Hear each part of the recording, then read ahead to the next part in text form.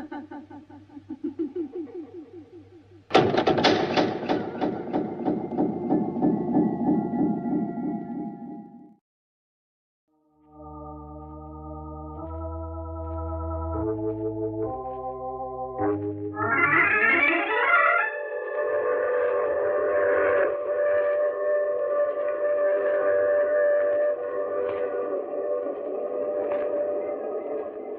Mutual Broadcasting System presents The Mysterious Traveler, written, produced, and directed by Robert A. Arthur and David Cogan, and starring tonight two of radio's foremost actors, Lawson Zerbe and Cameron Prudhomme, in an original radio drama titled 0 Hour.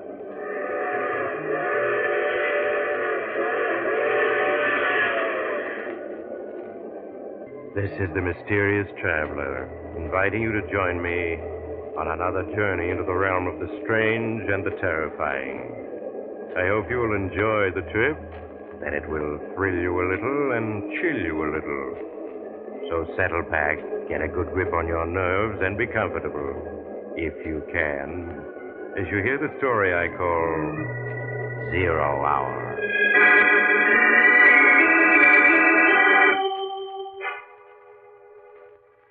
Our story tonight begins in the large, luxurious office of Dr. William Jackson, the noted psychiatrist.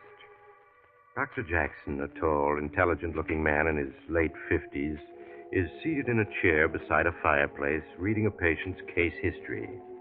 As he reads, the door to his office is quietly opened, and Keith Roberts, a slender, nervous man of 35, peers into the room.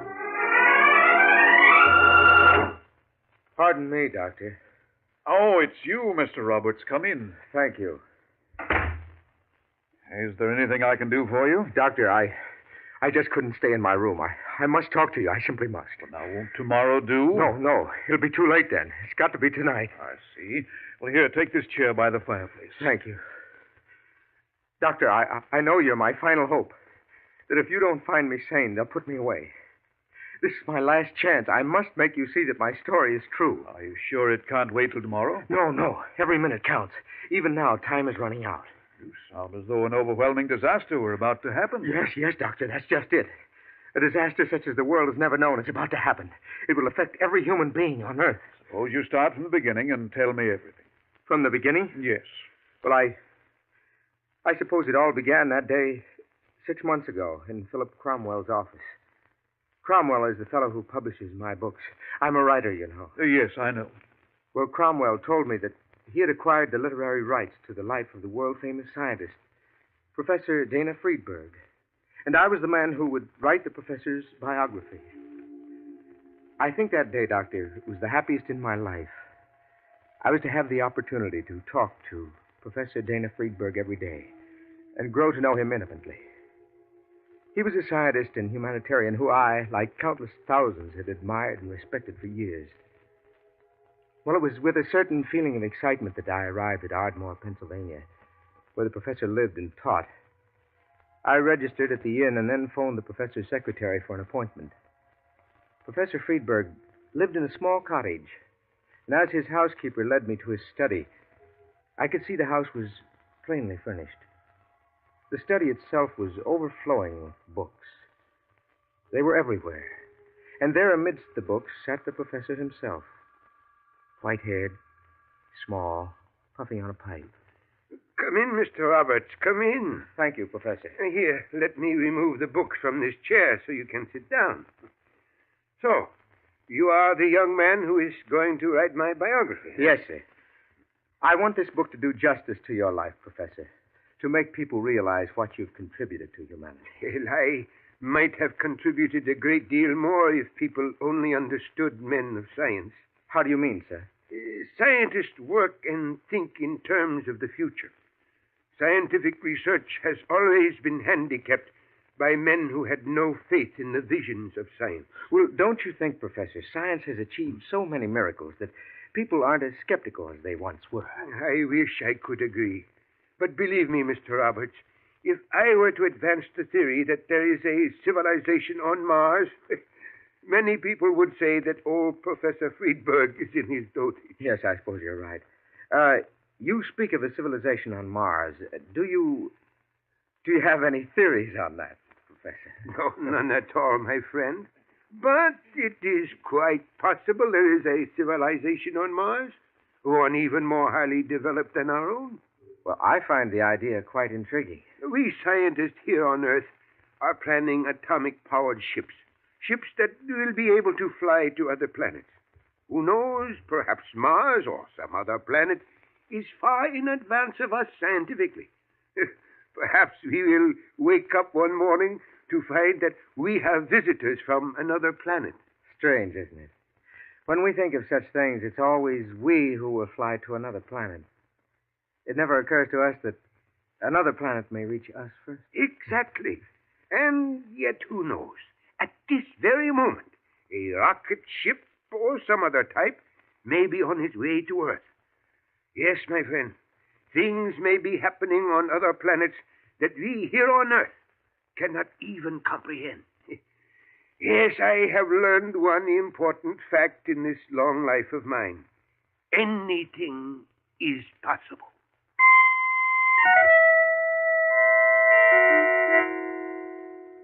The days that followed went swiftly. And as the weeks slipped by and my notes on the professor accumulated, I knew that his was one of the great minds of all time. I was constantly astounded by his wide knowledge on a score of subjects. And it was small wonder that famous people from all over the world came to see this remarkable man. It was almost with regret that 4 months later, I finished the biography and called upon the professor to say goodbye. Oh, so you are returning to New York? Yes, Professor. I shall miss our daily talks, Keith. Yes, it had become a most pleasant habit. I'll miss them, too. Professor, is anything wrong? Wrong? What makes you ask? Oh, come now, Professor. We've known each other for over 5 months. By this time, I can sense your every mood, and something seems to be worrying you. Yes, Keith, something is. I don't know whether you read about it in the papers, but a week ago there was a tremendous explosion in the wilds of Montana. Yes, I recall the papers said it was a meteor. Yes, that seemed the obvious answer. After all, a meteor crashing into Earth is not an uncommon event. Are you trying to tell me it wasn't a meteor? A government investigation was made at the site of the explosion. A huge piece of metal weighing several tons was found buried deep in the earth. That certainly sounds like a meteor. Yes, it does. But when the metal was dug up and examined, a very curious fact was revealed. What was that? The metal could not be identified. It was a new element, never before seen on Earth. A new element? Yes. Every conceivable test was made. It is a metal that is a 1,000 times harder than steel, and yet it is lighter. Well, what does Washington think? They believe it to be a meteor, a type that never crashed onto Earth before. And what do you believe, Professor? I have a theory, Keith, which I have not told to anyone as yet. Do you recall our conversation the day we met? Why, yeah. I mentioned at the time that it was quite conceivable that some other planet might have a much higher civilization than our own. Yes, and you said it was possible that we might wake up some morning and discover that we had visitors from... Professor, you don't mean that the explosion... Why not? You think that explosion might have been a rocket ship from another planet that crashed into the Earth? It is only a theory, but it is not beyond the realm of possibility. If that is true, then it means this metal is wreckage. Yes. Before passing on this theory to Washington, I should like to conduct a personal investigation. Well, you mean go to Montana, the site of the explosion? Yes. Would you care to go with me? I'd like to very much. Good. Then I suggest we leave tomorrow without divulging our plans to anyone. We fly to Helena, Montana, hire a car there, and drive the rest of the way.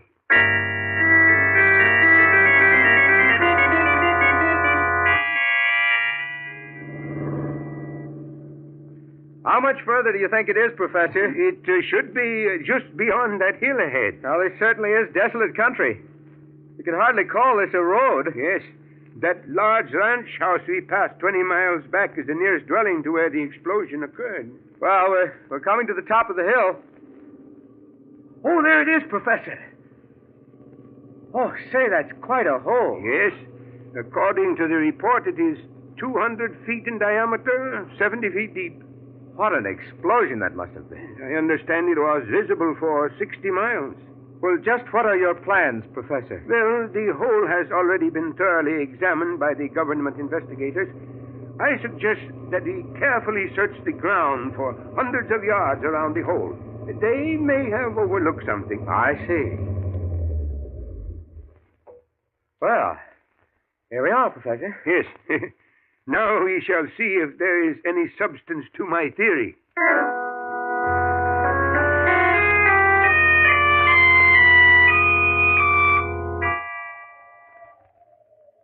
Professor, Yes? found anything yet? No. Oh, we've been searching for almost 2 days now. You think there's much point in looking any further? Let us not give up yet, Keith. But we're already a mile from the site of the explosion. It isn't likely that anything landed this far away. I do not agree with you. An explosion that intense could... Hello? What is this? What's that you're digging up? Seems like a piece of metal. It is so covered with dirt that it is hard to tell. Keith, it is a small metal cylinder. Yes, you're right. And it is made of the same metal. Look. There are small grooves on the end of the cylinder. And symbols. Symbols? Let me see. Yes. You're right. There are 5 of them. I've never seen symbols like these before. All right. And I am familiar with 12 languages. Professor, this means you're right. That explosion, it wasn't a meteor. It was the wreck of a rocket ship from another planet. Yes, I am convinced of it now. What's our next step, Professor? We must get to Washington at once. This is a matter of the highest importance. This find we have made, it means a new era has begun for mankind.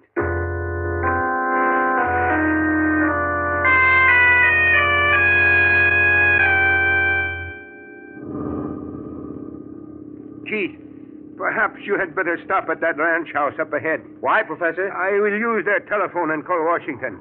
I'll ask General Thompson of the War Department to put an Army plane at our disposal. Well, that sounds like a good idea. There are probably several Army planes at Helena. Yes, I am sure there are. The General can have us flown non-stop to Washington. We are coming to the private road that turns into the ranch house. Yes, I see it.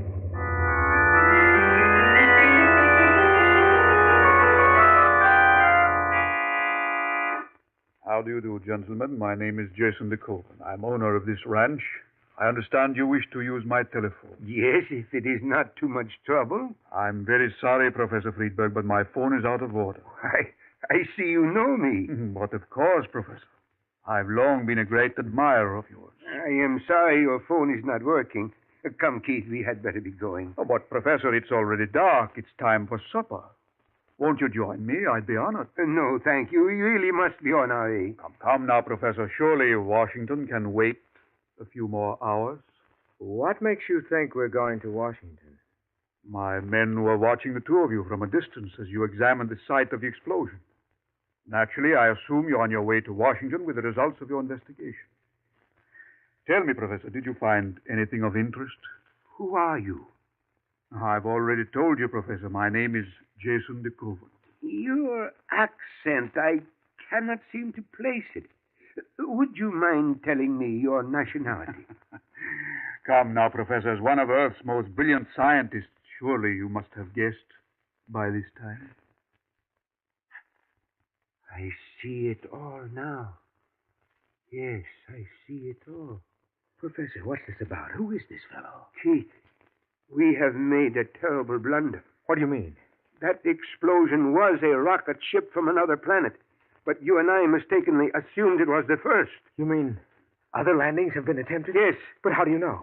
Standing before you is living proof that a successful flight has been made from another planet to this Earth. You mean DeCoven? Yes. But He looks like you or I or anyone else. Quite true. But nevertheless, he is not a creature of the earth. From what planet are you, Deacon? I am from Mars, Professor. Mars? Yes, gentlemen. I can see you're overwhelmed by all this, and understandably so. Might I suggest supper? And after we've had supper, I shall be glad to answer any questions you may wish to ask.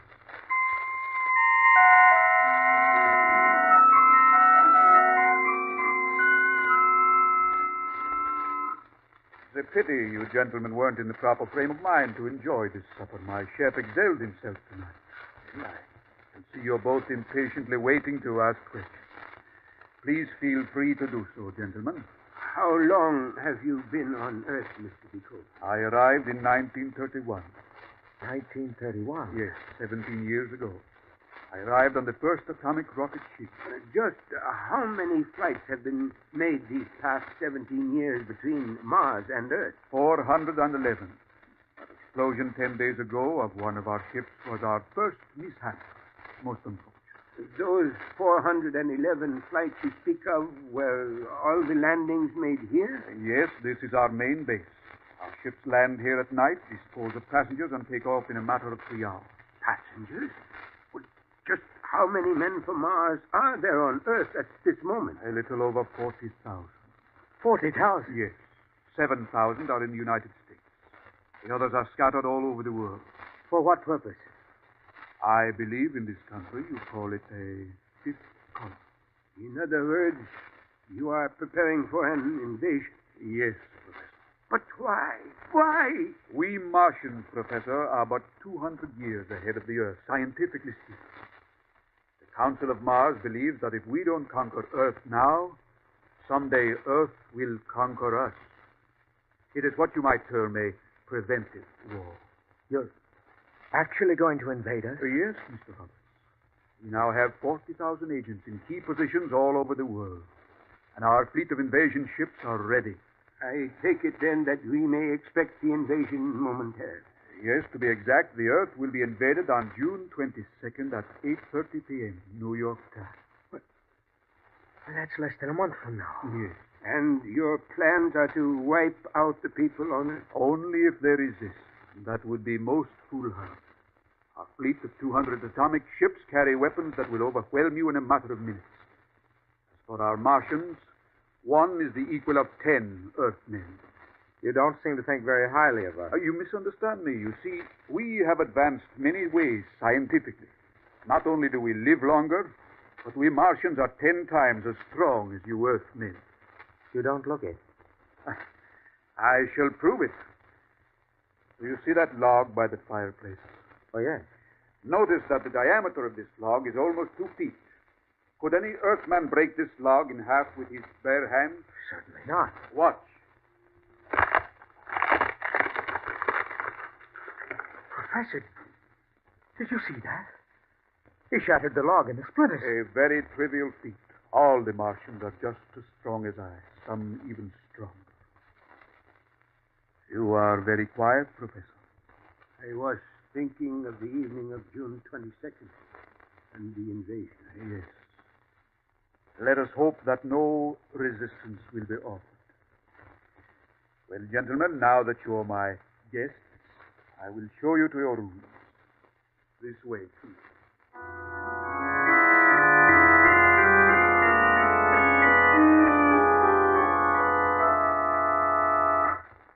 Professor, what are we going to do? Speak softly, Keith. Your room may have a dictaphone. Yes, you're right. Somehow we must warn Washington of the forthcoming invasion. There is little that can be done to stop the Martians, but we must prepare. Escape from here is impossible.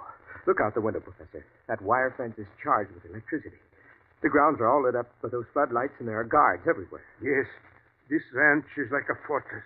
And yet we must escape, warn Washington. I'm afraid it's hopeless, Professor. Perhaps not. Oh? What do you mean? Keith, this ranch has its own power plant to generate electricity.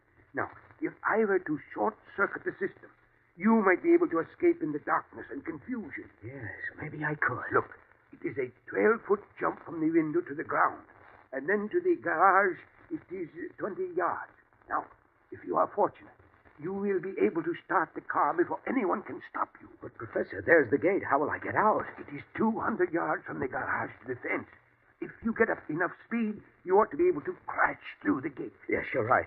But what about you, Professor? I don't want to leave you here. Well, it cannot be helped, Keith. I am a little too old for running. You will have to make it alone. All right, Professor. But the moment I reach the village, I'll notify the sheriff. No, Keith, you must not do that. You heard what DeKoven said.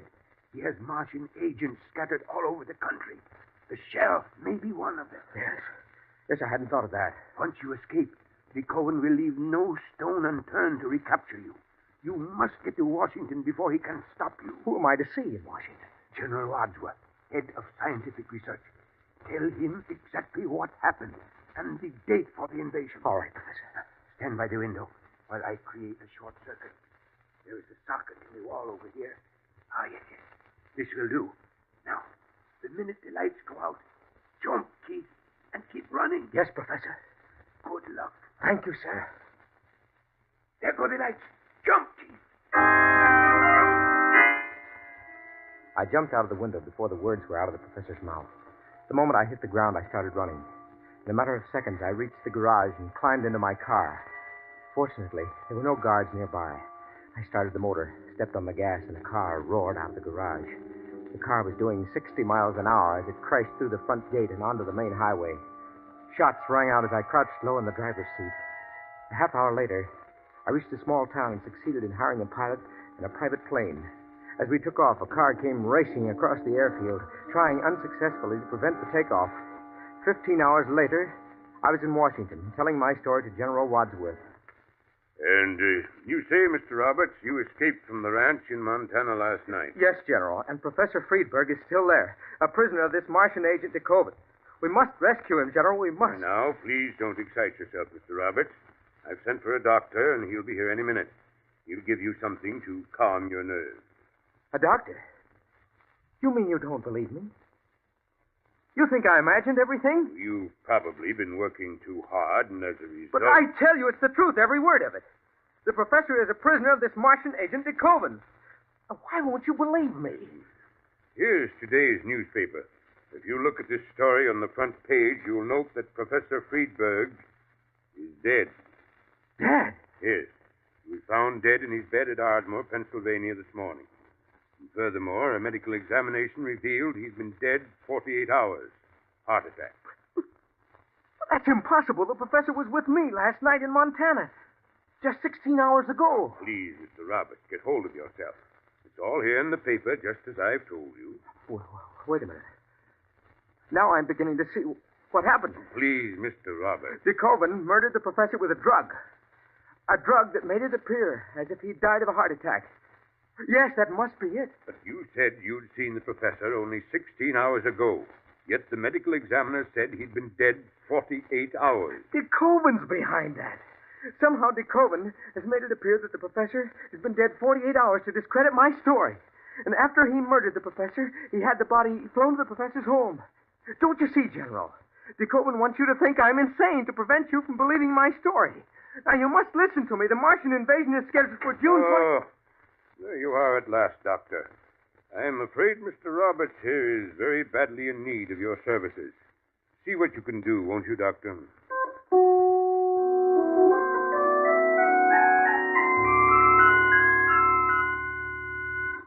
That was several weeks ago, Doctor. And ever since that day I told General Wadsworth my story, I've been confined to this institution. One doctor after another has examined me, but they're all a pack of fools. None of them believe me. Dr. Williams, you're my last hope. I know that. If you don't help me, then there's no one else I can turn to. I'll do anything I can for you, Mr. Roberts. Then don't let them put me away. I know my story sounds fantastic, but it's true. You must believe me. I do believe you, Mr. Roberts. You do? Yes. There are one or two things in your story I'd like to check. Of course, Doctor. Of course. I knew you'd see I was telling the truth. To begin with, you say this Martian, DeKoven, was it? Yes, Jason DeKoven. Yes, you say this fellow DeKoven picked up a log that was 2 feet in diameter and crushed it in his hand. Yes, Doctor. He splintered that thick log into 100 pieces. Oh, that's incredible. Would you say the log was as thick as this one by my fireplace? Yes, just about the same size. Oh, Doctor, why are you picking the log up? I just want to show you something.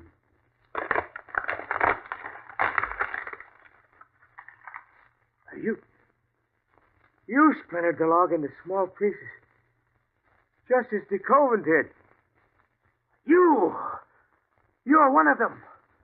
A Martian. Yes, Mr. Roberts. DeKoven said they were scattered all over the world, in key positions. Quite true.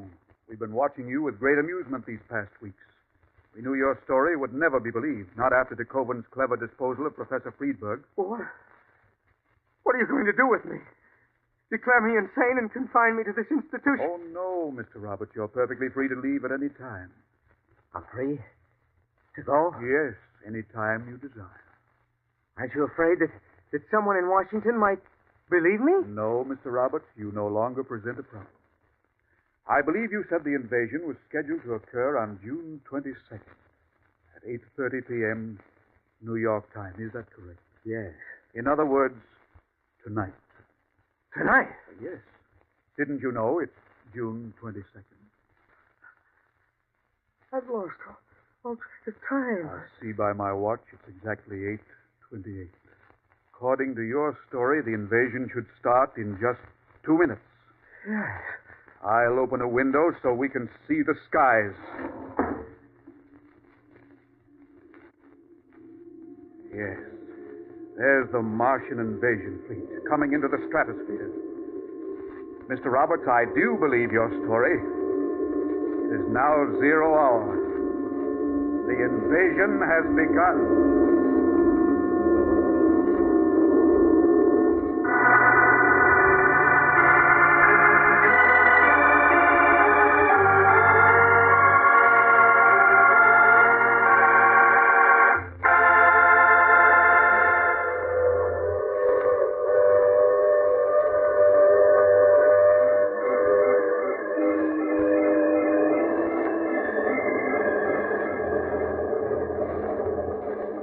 This is the Mysterious Traveler. Did you enjoy our trip? What's that? You don't like the idea of the Martians conquering the Earth? Well, I wouldn't worry too much about Keith Roberts' story. After all, tonight is June 22nd, and it is 8:30. But I don't see any Martians around. Do you? I'm afraid poor Mr. Roberts imagined the story he told Dr. Williams, and when Dr. Williams told him it was a delusion, Roberts felt he was being persecuted and accused Dr. Williams of being a Martian agent. Now, I recall another young man who insisted that he... Oh, you have to get off here. I'm sorry. But I'm sure we'll meet again. I take this same train every week at this same time.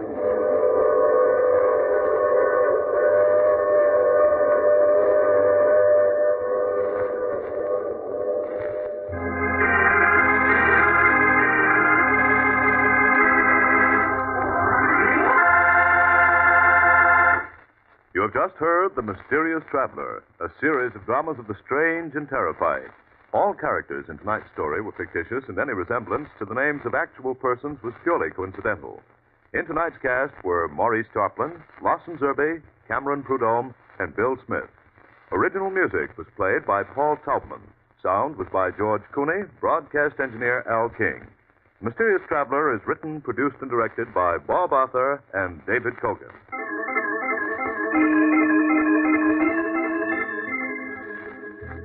Listen next week to a tale titled You Only Die Once. Another Strange and Suspenseful Tale of the Mysterious Traveler.